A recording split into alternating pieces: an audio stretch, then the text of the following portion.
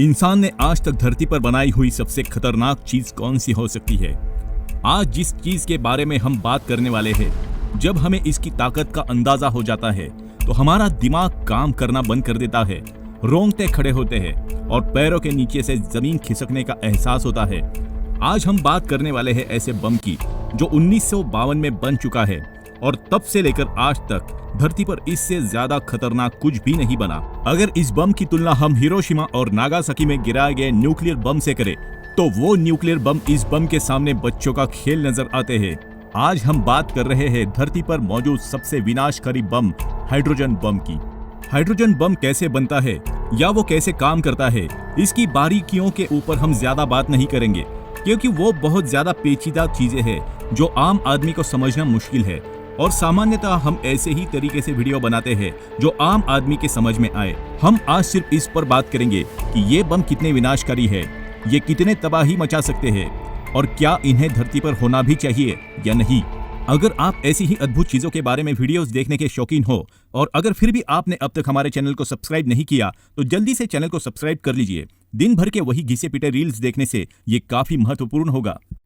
Edward Teller एक Hungarian और अमेरिकी साइंटिस्ट और केमिकल इंजीनियर थे जिन्हें हाइड्रोजन बम के पिता के रूप में जाना जाता है। हाइड्रोजन बम और परमाणु बम के बीच मुख्य अंतर ऊर्जा उत्पन्न करने के लिए उपयोग की जाने वाली परमाणु प्रक्रिया के प्रकार में निहित है। हाइड्रोजन बम परमाणु विखंडन और परमाणु संलयन दोनों का उपयोग करते हैं, जबकि परमाणु बम पूरी तरह से परमाणु विखंडन पर निर्भर करते हैं। परमाणु बम विखंडन सामग्री जैसे यूरेनियम और प्लूटोनियम का उपयोग करते हैं, जबकि हाइड्रोजन बम ड्यूटेरियम और ट्रिटियम का उपयोग करते हैं। यकीन मानिए, जब पहली बार ये जानकारी मुझे मिली तब ये सारी चीजें मेरे दिमाग के ऊपर से निकल गई। मगर ये सिद्धांत समझना इतना भी मुश्किल नहीं जितना ये सुनने में लगते हैं। मगर ये भी सच है कि यह कितना भी आसान लगे, हम इसे घर पर नहीं बना सकते। अब सीधे पॉइंट पर आकर ये समझने की कोशिश करते हैं कि इस हाइड्रोजन बम की शक्ति कितनी होती है। आइए इसे एक उदाहरण से समझते हैं। 1961 में सोवियत यूनियन द्वारा परीक्षण किए गए सार बम, जो एक हाइड्रोजन बम था, उसका धमाका धरती पर हुए आज तक के सभी धमाकों में सबसे बड़ा है। 1945 में जो 2 परमाणु बम हिरोशिमा और नागासाकी पर गिराए गए थे, उनकी तुलना में ये धमाका 10 या 100 गुना नहीं बल्कि 3800 गुना ज्यादा ताकतवर था। इसका मतलब ये होता है कि अगर सार बम जापान पर उस वक्त गिराया गया होता तो उस 5 सेकंड में सिर्फ हिरोशिमा और नागासाकी नहीं, पूरे जापान का नामो निशान मिट गया होता। जब वैज्ञानिकों ने इस विशालकाय धमाके को देखा तब उनके मन में ये डर आया कि इस धमाके की वजह से कहीं धरती का पूरा वातावरण ही ना खत्म हो जाए। इस बम के धमाके से निकलने वाली रोशनी इतनी तेज थी कि जितनी रोशनी पैदा करने के लिए 1000 सूरज की रोशनी लगेगी। इसका मतलब अगर आप इसकी चमक को 100 किलोमीटर दूर से किसी वेल्डिंग के ग्लास से देखते हो तो भी आप 2 मिनट के लिए अंधे हो सकते हो। इस धमाके से जो फायरबॉल बनता है उसके बीच का तापमान सुनने के बाद हमारे कानों पर विश्वास नहीं बैठता। सूरज के केंद्र का टेम्परेचर होता है 1.5 करोड़ डिग्री, जबकि इस हाइड्रोजन बम के धमाके के सेंटर का तापमान होता है 10 करोड़ डिग्री। ये टेम्परेचर सूरज के केंद्र में मौजूद गर्मी से लगभग 7 गुना ज्यादा है और इतने तापमान का परिणाम ये होता है कि इस धमाके के 20 किलोमीटर रेडियस में जो भी चीज हो, चाहे वो सीमेंट कंक्रीट की बनी बिल्डिंग या फिर कोई बहुत बड़ा लोहे का स्ट्रक्चर, कुछ भी हो, वो भाप बन जाता है।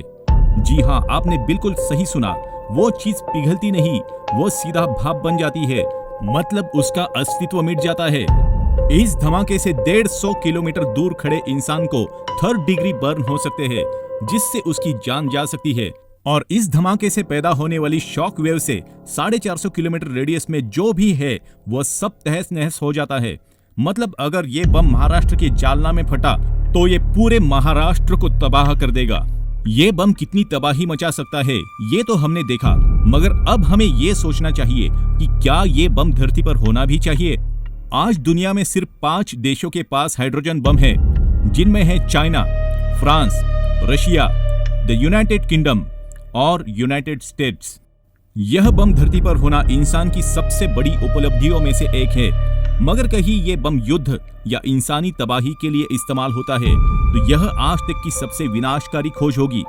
ये बम हमें सिर्फ धरती के बाहर के खतरों के लिए ही इस्तेमाल के लिए रखना चाहिए। जैसे कोई बहुत बड़ा एस्ट्रॉइड धरती की तरफ बढ़ रहा हो तो ऐसे बम से उसे नष्ट किया जा सकता है, मगर धरती पर इसे कतई इस्तेमाल नहीं करना चाहिए और ना ही इनके परीक्षण करने चाहिए। अगर वीडियो अच्छा लगा हो तो एक लाइक और शेयर करना ना भूलिए।